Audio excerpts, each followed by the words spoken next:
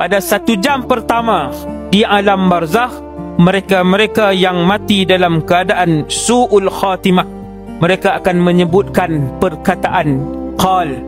Ini Allah cerita dalam Quran tau, bukan hadis. Rabbirji'un, Rabbirji'un. Orang-orang munafik, orang-orang fasik, orang-orang kafir, saat ataupun minit yang pertama bila dimasukkan ke dalam alam barzakh, si fasik ataupun munafik akan sebut Rabbirji'un, wahai Allah, kembalikan aku ke dunia, bagi sat nyawa kembali. Boleh tak wahai Allah, nyawa yang hang bagi dulu waktu aku hidup dulu, boleh tak kembalikan sebentar saja nyawa itu wahai Allah. La'alli a'malu salihan fima tarakt.